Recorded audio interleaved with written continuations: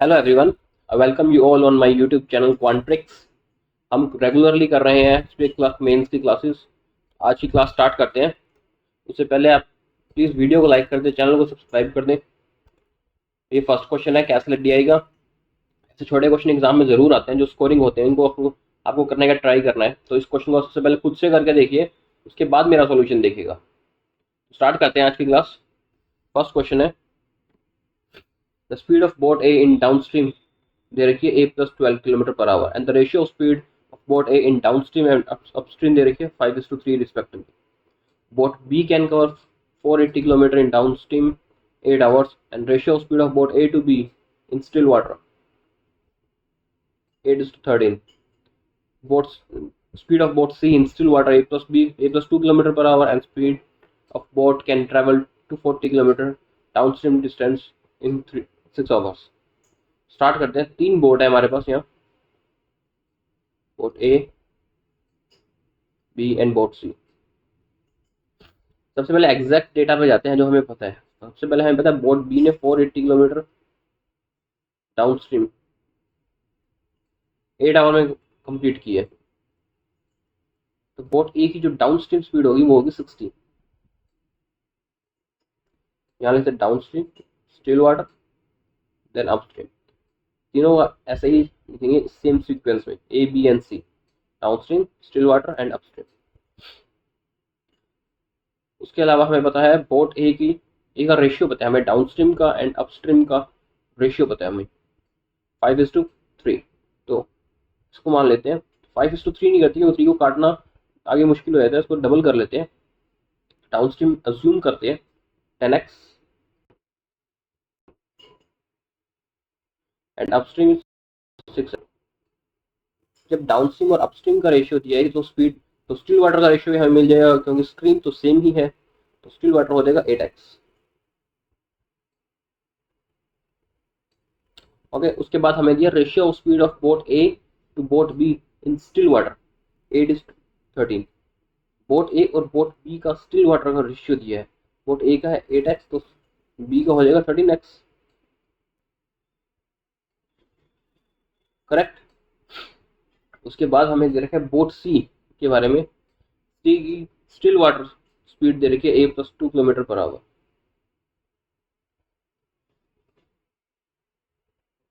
And boat can travel 240 kilometre in 6 hours. 40 downstream speed दे रखी है 40। अब देखते हैं हमारे पास क्या क्या है, और इससे हमें एक्स की वैल्यू अगर मिल जाती है तो हमें स्ट्रीम की वैल्यू मिल जाएगी, और अगर स्ट्रीम की वैल्यू मिल जाएगी तो उससे हम डाउन स्ट्रीम, अप स्ट्रीम और स्टिल वाटर सब निकाल लेंगे। उसको ट्राई करते हैं कैसे करते हैं। तो इसमें हम देखते हैं कि जब हमने 8x और 13x की वैल्यू देख का रेशियो देखा, हमें ए और बोट बी का रेशियो दे रखा है, और कहीं पे भी हमें ये नहीं कहा कि सबकी स्ट्रीम अलग अलग है। दैट मीन्स सभी एक ही रिवर में है, इट मीन्स स्पीड उनकी सेम ही होगी, स्पीड सेम होगी। तो ये 13x है, और स्पीड यहाँ से, स्ट्रीम की स्पीड यहाँ से निकलती है 2x। तो बी की डाउन स्ट्रीम स्ट्रीम क्या होगी 15x, और अप स्ट्रीम क्या होगी 11x। इससे हम बी का स्पीड निकाल लेंगे, क्योंकि 15x की वैल्यू अगर 60 है तो 13x की वैल्यू क्या होगी 52x, और अपस्ट्रीम की वैल्यू क्या होगी 52 हो जाएगी सॉरी, और अपस्ट्रीम की वैल्यू क्या हो जाएगी 44। अब हमें रेशियो दे रखा था 8x एंड 3x, यहाँ से हमें x की वैल्यू मिल चुकी है जो कि है 4। अगर x की वैल्यू मिल गई तो हम a की स्पीड भी फाइंड कर लेंगे जो कि डाउन स्ट्रीम हो जाएगी 40, 25, 6, 24 ये स्पीड होगी। तो एक्चुअल जो स्ट्रीम है जो हमें यहाँ से मिली है वो कितनी होगी, वो होगी 8।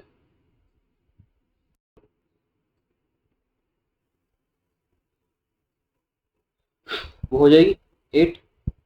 अब उसके बाद देखते हैं और क्या दे रखे हैं हमें।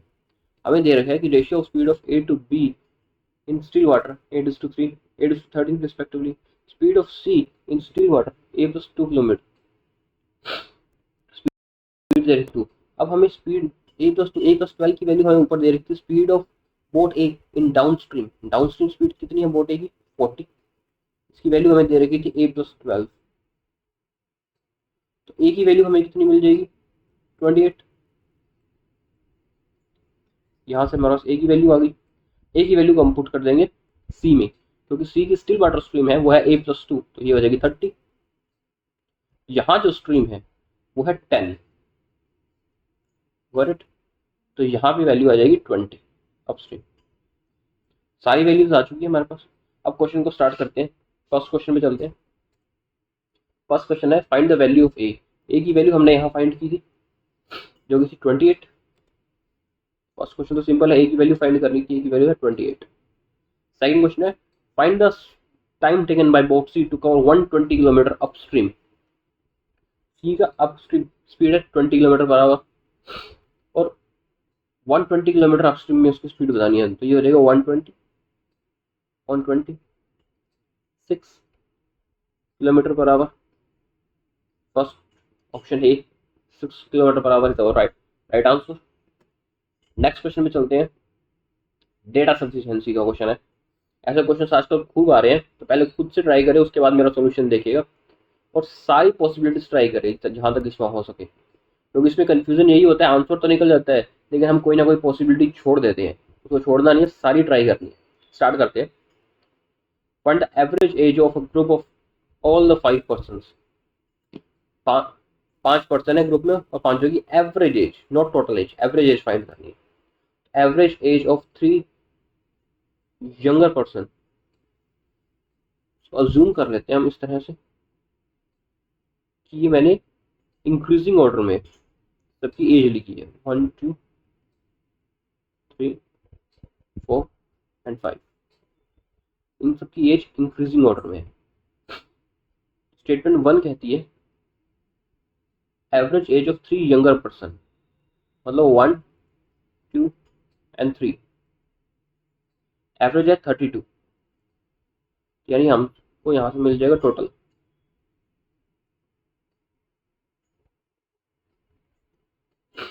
while average age of 3 older person is 40।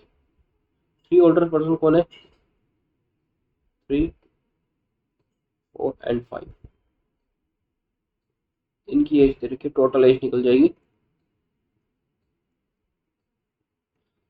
अब हमें पहले सिंगल सिंगल देखते हैं। Find the average age of all 5 person.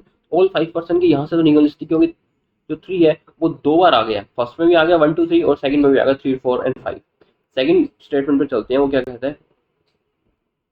Second statement कहती है average age of 2 old, okay, यानी 4 एंड 5।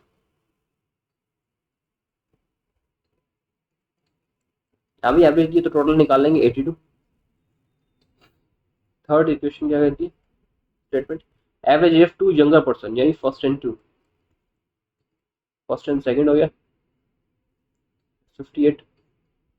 हमें पांचों की एज निकालती है, सेकंड और थर्ड से तो निकल नहीं पाएगा, लेकिन अगर हम सेकंड और फर्स्ट को यूज करते हैं तो उसमें हमें सेकंड के फोर्थ और फिफ्थ की एज तो पता है, फोर्थ और फिफ्थ की एज तो पता है हमें। अब इसको अगर हम पुट करते हैं इस इक्वेशन के अंदर, तो यहाँ से हमें थर्ड की एज अलग निकल जाएगी, फोर्थ और फिफ्थ को लेस कर देंगे ना 120 में से, 18 आएंगे और 20 में 38 आ जाएगी थर्ड की एज, जिसको हम फर्स्ट में से लेस कर देंगे तो फर्स्ट और सेकंड की एज आ जाएगी, first second third fourth fifth सबकी एज आ गई, तो यानी फर्स्ट एंड सेकंड से तो हमारा आंसर आ रहा है, फर्स्ट प्लस सेकंड। अब चलते हैं फर्स्ट एंड थर्ड पे। अगर फर्स्ट और थर्ड पे चलते हैं तो फर्स्ट और सेकंड की एज दे रखी है इसके अंदर थर्ड स्टेटमेंट में, उसको हम इसमें पुट करेंगे फर्स्ट इक्वेशन में, तो 96 में से 58 निकल जाएगा, तो 3 की एज आ जाएगी, और 3 की एज को हम सेकंड में से लेस कर देंगे तो 4 और 5 की एज भी आ जाएगी, यानी इससे भी हमारा आंसर आ रहा है फर्स्ट प्लस थर्ड। तो कोई ऐसा equation statement number 3 Either statement 1 and 2 and statement 1 or 3 together are sufficient. This is our right answer. Next question चलते हैं. नेक्स्ट क्वेश्चन क्या आता है, टाइम एंड वर्क का क्वेश्चन है. ऐसी स्टेटमेंट बहुत आती है. Find the time taken bye 7 men and 9 women together to finish a work. कोई वर्क है, उसको 7 men और 9 women कितने टाइम में फिनिश करती है, ये हमें फाइंड करना है. Time taken bye 21 men and 27 women together to finish in 6 days. यहाँ है 21 men, यहाँ है 23 women, और हमें फाइंड करना है 7 men and 9 women, यानी टॉप मल्टीप्लाई बाय 3, 3 गुना, ये भी 3 गुना. जब मैन भी 3 टाइम्स है, वुमेन भी 3 टाइम्स है, तो उनके वर्क में जो टाइम है वो भी तो 3 टाइम्स ही लगेगा ना, क्योंकि हम बढ़ा भी तो उसी रेशियो में रहे हैं. फर्स्ट से तो हमारा आंसर आ जाएगा, जो कि आंसर होगा 18. Only one sufficient. आगे देखते हैं. आगे कहता है time taken bye 12 man and 9 women together can finish in 15 days. 40 men and 5 women can together finish a piece work in 9 days. अब 7-12 में या 7-40 में कोई रेशियो बनता नहीं है. इन दोनों इक्वेशन को एक साथ लेते हैं, सॉल्व करते हैं, फिर देखते हैं बनता है या नहीं बनता. तो सेकंड इक्वेशन में कहता है 12 मैन प्लस 9 वुमेन करती है 15 डेज में. सेम काम को 40 मैन प्लस 5 वुमेन ये करती है 9 डेज.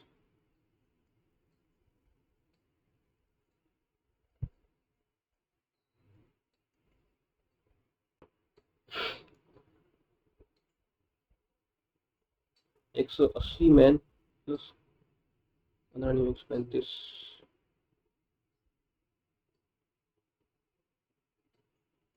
135 वुमेन. अब इसको लेस कर लेंगे, ये बन जाएगा 180 मैन, 45 इधर चला जाएगा, 90 वुमेन. यानी वुमेन और मेन का रेशियो आ जाएगा इससे हमारे पास 2:1. अब 2:1 की वैल्यू हम किसी भी इक्वेशन में रख दें, चाहे तो स्टेटमेंट सेकंड में रख दें, चाहे स्टेटमेंट थर्ड में रख दें, हमारे पास टोटल वैल्यू वर्क निकल जाएगा. पहले हम स्टेटमेंट सेकंड में रख के देख लेते हैं. तो मैन का है 1, 12 प्लस में वुमेन का है तो 18 हो जाएगा, मल्टीप्लाई बाय 15, 30 मल्टीप्लाई 15, ये होगा टोटल वर्क. टोटल वर्क आ गया हमारे पास 450. अब हमें फाइंड क्या करना है, 7 मैन प्लस 9 वुमेन इस काम को 450 को कितने टाइम में करते हैं. तो वुमेन का रेशियो है 12, मैन का है 1, वुमेन का है 12, तो ये बन जाएगा 25. 25 होगा तब 2450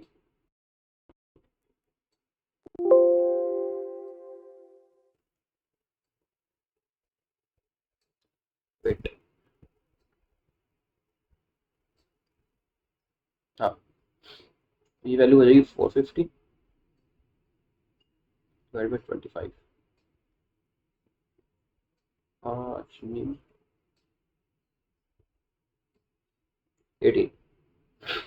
18 डेज. यहाँ से अगर सेकंड और थर्ड से भी हमारे पास 18 डेज, और फर्स्ट से भी हमारे पास आ रहा था 18 डेज, क्योंकि 3 टाइम्स किया था. यानी स्टेटमेंट फर्स्ट और स्टेटमेंट सेकंड प्लस 3, इन दोनों से हमारे पास आंसर आ जाएगा. ऐसा कोई ऑप्शन है हमारे पास स्टेटमेंट 1 और statement 2 first is statement 1 alone और statement 2 and 3 together are sufficient. This is our right answer. Next question पे चलते हैं. Profit and loss. ये कहता है shopkeeper mark his item 80% above its cost price.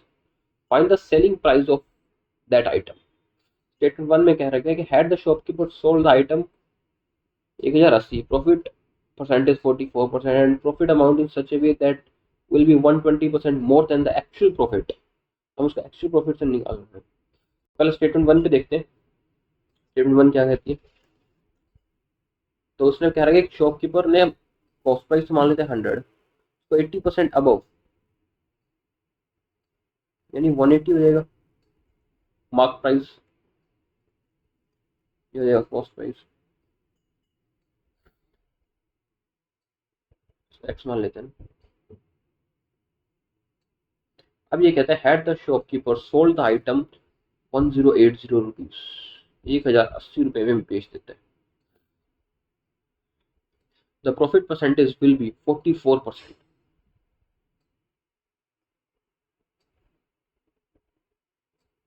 तो जिसका प्रॉफिट है वो 144% है, यानी से हमें कॉस्ट प्राइस मिल जाएगा 1080 डिवाइड बाई 145। कॉस्ट प्राइस हमने माना था 100, अब इसे निकाल लेते हैं कॉस्ट प्राइस। इसको काटते हैं 4 से,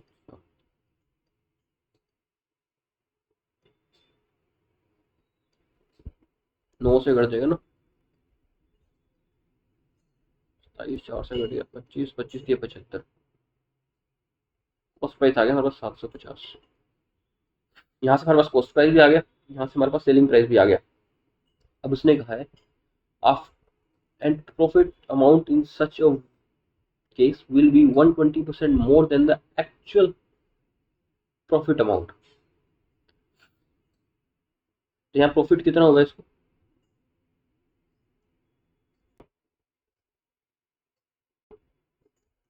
330 रुपये प्रॉफिट होगा इसको। अब ये कहता है कि profit amount in such A case will be 120% more than the actual profit amount. ये जो 330 प्रॉफिट है ये 120% मोर है actual profit amount. Actual profit amount निकाल लेंगे हम, 330 120% ज़्यादा है तो ये हो जाएगा 220%।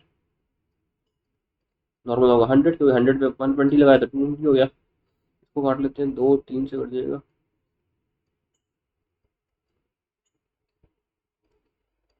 एक्चुअल प्रॉफिट आ गया 150।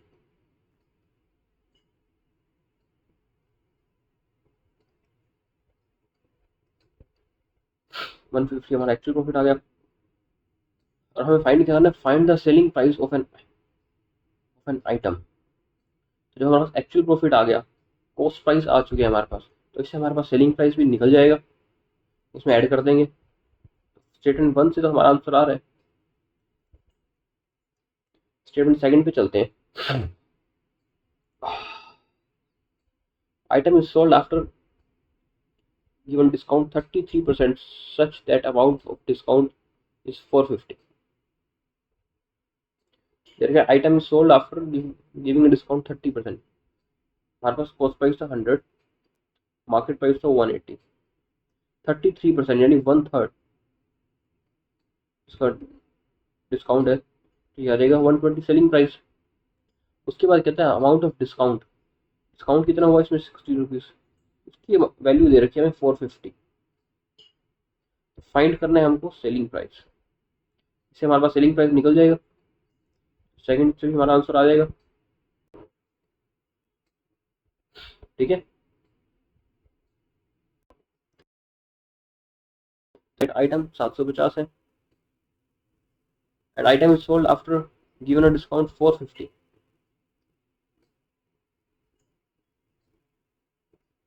कॉस्ट प्राइस पहले हमारा हमने 100 माना था, मार्केट प्राइस 180। अब ये कह रहे हैं जो 100x की वैल्यू है वो है 750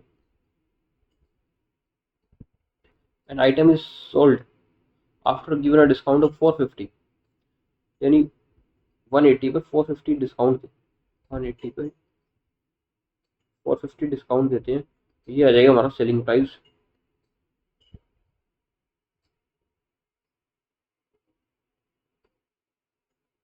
तो हमें क्या फाइंड करना है, हमें फाइंड करना है सेलिंग प्राइस कितना है, इसकी वैल्यू फाइंड करनी है।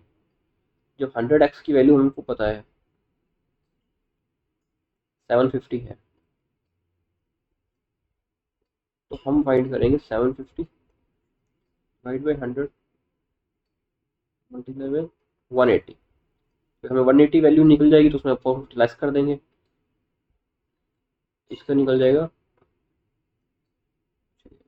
817। एक्स की वैल्यू निकल जाएगी, यहाँ से एक्स की वैल्यू निकल जाएगी तो उसमें से हम 450 लेस कर देंगे, यहाँ से हमारे सेलिंग प्राइस की वैल्यू भी आ जाएगी। यानी तीनों स्टेटमेंट से हमारा आंसर आ रहा है। तो इसका आंसर होगा any one of the statement alone is sufficient, third. Okay, next question पे चलते हैं। नेक्स्ट क्वेश्चन है bar graph. Bar graph shows the quantity of rose marigold and jasmine sold given by 5 different shop A B C D and B on Monday. Quantity दे रखी है हमें, quantity KG रोज की, jasmine की और marigold की। इससे अब हमें टोटल निकालनी है भाई। फर्स्ट क्वेश्चन पे चलते हैं। The ratio of quantity of rose marigold and jasmine sold by shop F. Shop F की वैल्यू दे रखी है, जबकि यहाँ पे हमारे पास shop A B C D and E तक ही है। यहाँ लिखते हैं शॉप एफ की वैल्यू दे रखी है रोज की, मैरीगोल्ड की एंड जैस्मिन की। 7:4:5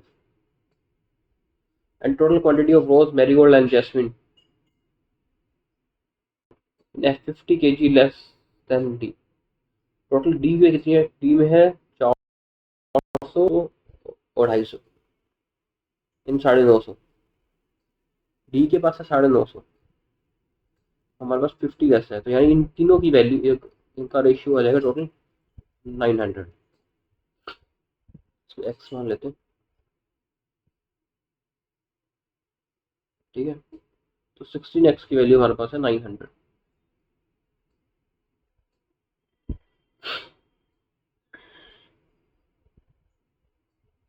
तो आगे चलते हैं। Then find the marigold sold by state है। तो हमें 4x की वैल्यू फाइंड करनी है, तो उसकी जो 1/4 होगी 900 डिवाइड बाई 4,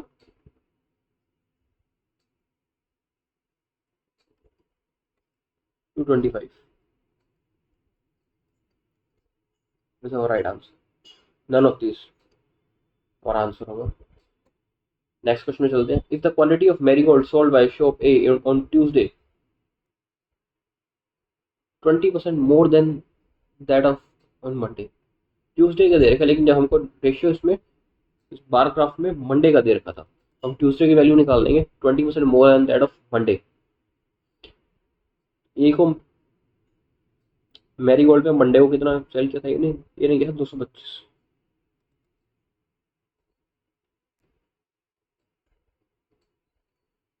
इसका 6/5 हो जाएगा मैरीगोल्ड का। And quantity of marigold sold A on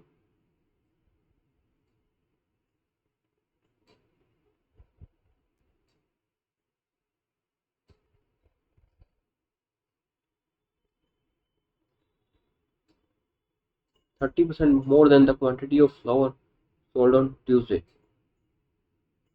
इसमें ही मैरीगोल्ड दे रखे, इसमें ही मैरीगोल्ड दे कैसे दे रखे?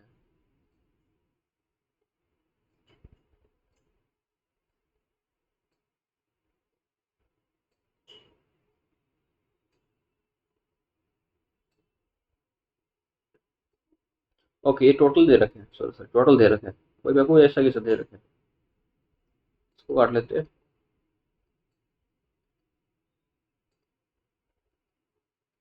ये तो होगी मैरीगोल्ड की value.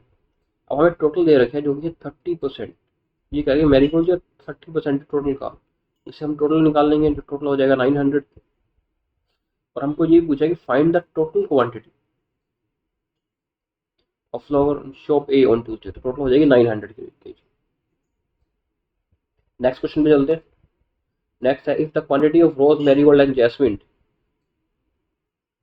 shop C is increased by 20%, 10% and 40% respectively, they find the increased quantity of rose, marigold, jasmine together on shop C। Shop C के रोज, मैरीगोल्ड और जैस्मिन कितने थे? रोज थे 250, मैरीगोल्ड थे 300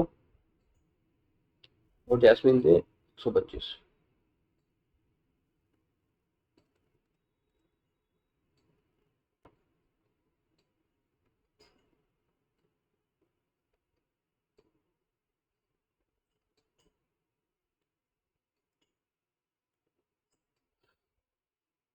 ये इंक्रीज हुआ है 20% से, 50 इंक्रीज हो गया इसमें, ये हो गया 300। ये इंक्रीज हुआ है 10% से। और ये इंक्रीज हुआ है 40% से।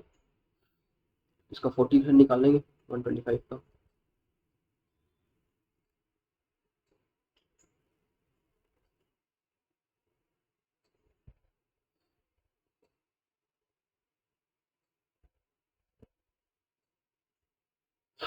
पचास इंक्रीज हो गए,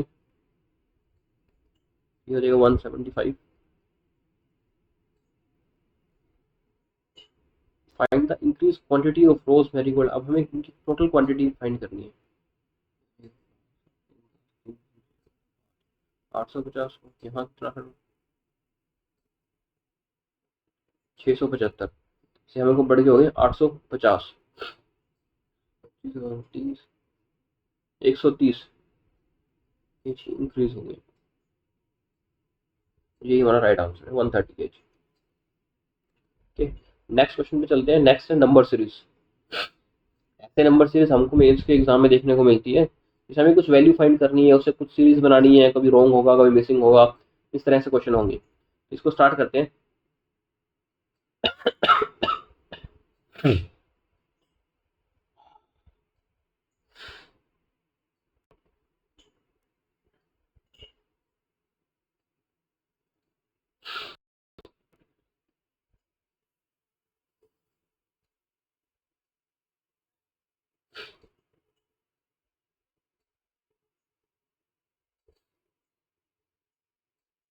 फर्स्ट सीरीज देखते हैं, 16 से 18 हुई।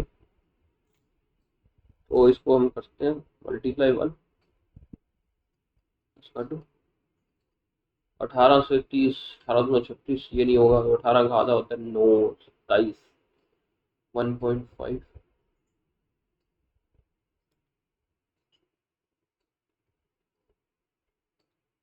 प्लस 3,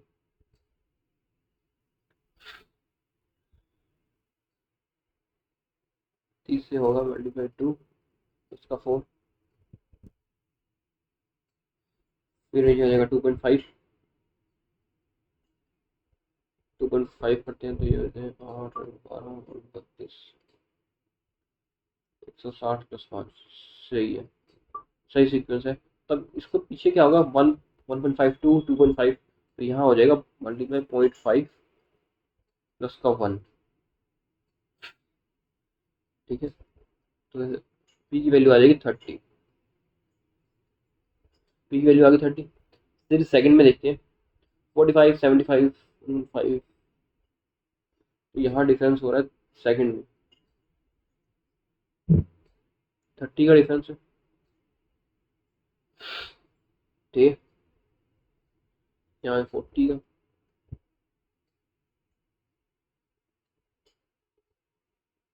फिर उसके बाद है 50 का डिफरेंस। तो यहाँ हो जाएगा उसके बाद 60 का डिफरेंस होगा। जो वैल्यू आएगी आर की, आर की वैल्यू आ जाएगी हमारे पास 225। आर की वैल्यू आ गई 225। अब सीरीज 3 में है, series 3 start with P plus R with the same pattern in series. P plus R कितना है, पी प्लस आर हो जाएगा 255 with the same pattern in series 2, then find the fourth and fifth term, sum of fourth and fifth term।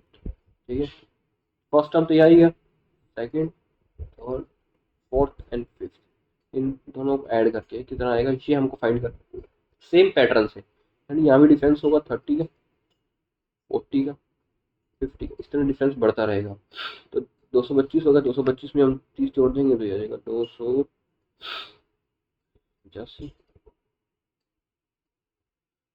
उसके बाद आ जाएगा यहाँ 40 जोड़ देते हैं 325, 4 जोड़ देंगे 375, 60 जोड़ देंगे 300, 435। अब इन दोनों को ऐड कर देते हैं। This is our right answer, यही हमारा राइट आंसर। नेक्स्ट क्वेश्चन पे चलते हैं। नेक्स्ट क्वेश्चन भी नंबर सीरीज का है। टू सीरीज गिवन है, which of the following correct about the relationship among the wrong number in the given following series। wrong number series का भी, तो इसमें देखते हैं। इसमें डिफरेंस देखते हैं सबसे पहले 556 से 343, 216, 7 को आता है 6, 216, 6 को आता है 5 का 125 होता है, तो वो तो नहीं बैठेगा। पहले मैं देख रहा था इसमें क्यूब क्यूब का डिफरेंस, क्यूब पे सीरीज चल रही है बट क्यूब पे तो सीरीज नहीं चल रही, ये तो हमने देख लिया। तो इसमें और कुछ सोचते हैं।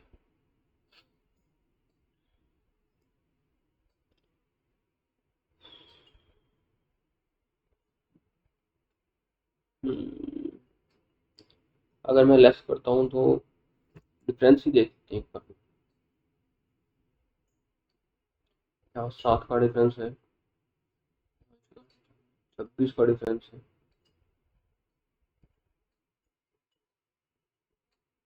और 62 का डिफरेंस हो गया, 4, 127 का डिफरेंस हो गया, 216 का डिफरेंस हो गया। तो ये तो मेरे को दिख रहा है 2 का क्यूब -1, 3 का क्यूब -1,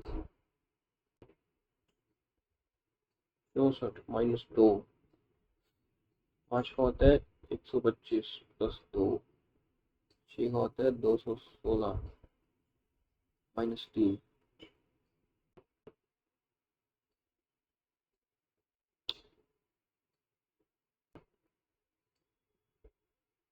यहीं पर ही है हमारा कुछ आंसर, बट यहाँ 2 का क्यूब आ गया, 3 का क्यूब आ गया, 4 का था, 5 का था, यहाँ 6 का होता तो बात बनती, 6 का होता 216, तब बात कुछ बनती इसमें जाके। इसमें क्या कर सकते हैं फिर अब, और कहीं कुछ डिफरेंस तो गलत नहीं ले लिया, चेक कर लेते हैं एक बार। 6, 5, 11, 62, ठीक है, चलो।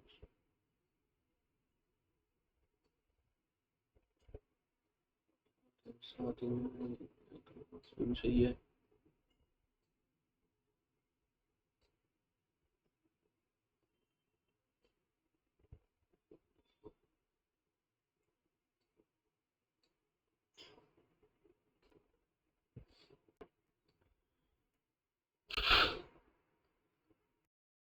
डिफरेंस हो सकता है इसके अंदर।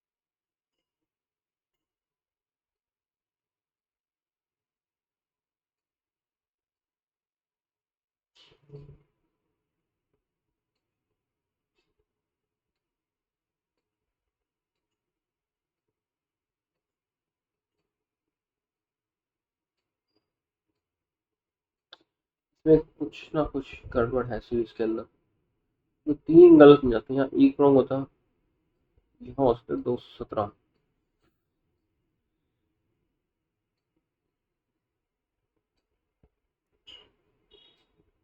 ये सीरीज यहाँ रॉन्ग है, यहाँ 216 नहीं 217 आएगा, तभी ये एक्यूरेट हो जाएगा, 1 का डिफरेंस आएगा यहाँ।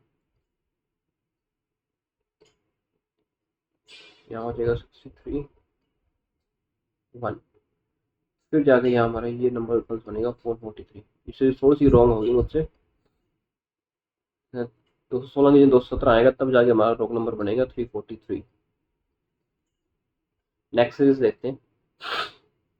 621, 226, 623, पहले माइनस हुआ फिर प्लस हुआ, फिर माइनस प्लस माइनस, और माइनस भी बहुत बड़ा बड़ा हो रहा है, तो इसमें डिफरेंस ही देखते हैं सबसे पहले तो।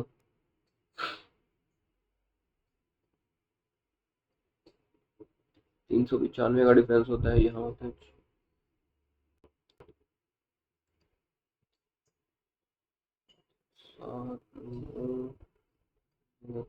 397। यहाँ डिफरेंस कितना बनता है 400। और फिर यहाँ डिफरेंस कितना बनता है 5 414। तो जब यहाँ डिफरेंस देखते हैं हम इनमें, इसमें है 2 का डिफरेंस, यहाँ है 3 का डिफरेंस, यहाँ है 5 का डिफरेंस, 2 3 5, तो यहाँ 414 भी गलत हो सकता है क्योंकि यहाँ पे बन रहा है 9 का डिफरेंस, जो भी बने 2 3 5 या 7 का डिफरेंस था, तो यहाँ 412 होता, यानी 214 ये हमारा रॉन्ग नंबर है। 214 जो है रॉन्ग नंबर है हमारा। हमें रिलेशनशिप करना है among the wrong number in the given following series. First का है 343 और सेकंड के 214, 214, उससे 216 आएगा। उसके बाद क्या कहते हैं, sum of wrong numbers of the order series is divided by the smallest prime number.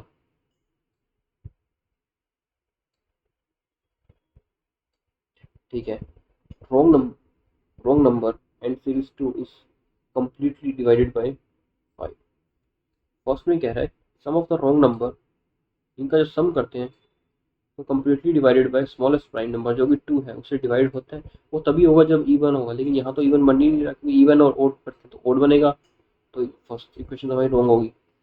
Second में कहता है wrong number of series 2 is completely divided by 5, तो 5 से कम्प्लीटली डिवाइडेड है बिल्कुल भी नहीं है, सेकंड भी रॉन्ग होगी। फिर ये कहता है difference between the wrong number of both the series is greater than 100। इनका डिफरेंस जो है 100 से ज़्यादा है, बिल्कुल 129 है, तो थर्ड हमारा राइट आंसर होगा। Only 3 is our right answer. Next question पे चलते हैं। नेक्स्ट भी सीरीज दे रखी है, वन है missing number series while series 2 is a wrong number series, both the series follow similar pattern. ठीक है, इसको करते हैं। 9 से 19 तो मेरे को साफ ही दिख रहे हैं, 9 दूनी 18 प्लस 1। इसके बाद 291 को 2038 से करते हैं, तो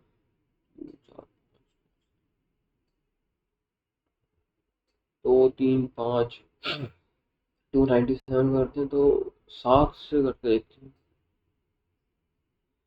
14 और 2037 7 से होता है।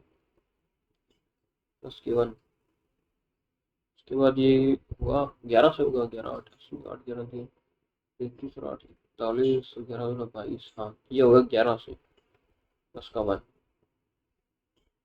बीच में 2 सीरीज और आती है जो होगी multiply by 2 multiply by 3, multiply 3 और मल्टीप्लाई 5। 2 तो ऊपर हो ही चुका था। ओड नंबर प्राइम नंबर लेके चल रहे हैं, ओड नहीं कहते क्योंकि 9 नहीं आया। Prime number multiply 3 plus 1 multiply 5 plus 1, तो 57 और 1 58 होते तो एक्स की वैल्यू हो जाएगी 58। सेकंड सीरीज में देखते हैं 2 27 26 253, वो तो ये भी मल्टीप्लाई ही रहा है, और कितने से, अगर 27 84 में करता हूँ तो 7 या 21, सेम पैटर्न बोला है ना उसने ऊपर, बोलेंगे सेम पैटर्न, तो सेम पैटर्न से तो होता है 2 3 6 1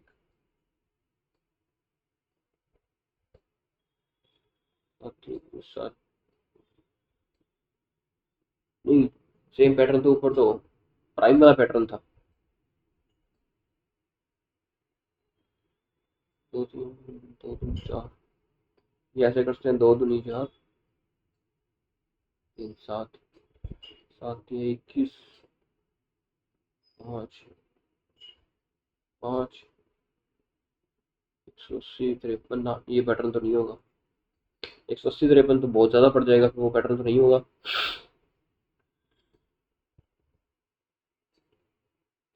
पीछे से देखते हैं, आगे से स्टार्ट में पीछे से देखते हैं। 2754 2784 कितने मल्टीप्लाई है, 36,100 93 से। तो ये हो जाएगा मल्टीप्लाई बाई 11, 22,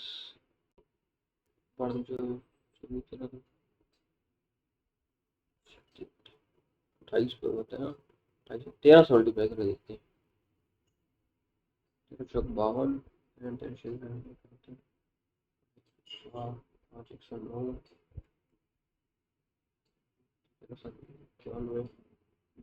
101, 26 और 36, ये होता है 13 से मल्टीप्लाई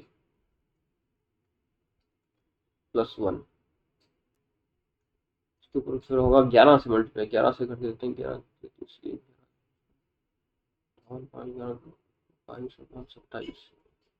11 +1, ये सीरीज बनती लग रही है। उसके बाद होगा 7 से, फिर 5 से, फिर 3 से।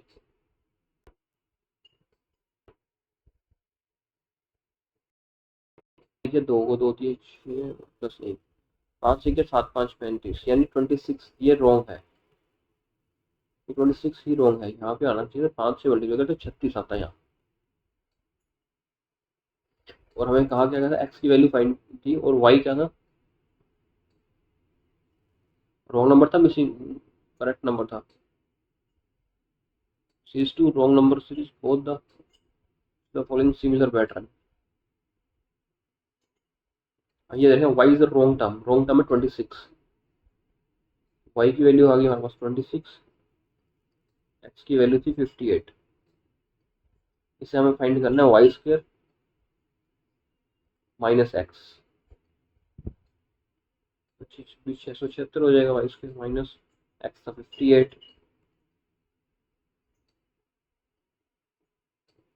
इसका आ जाएगा 618। ये हमारा राइट आंसर।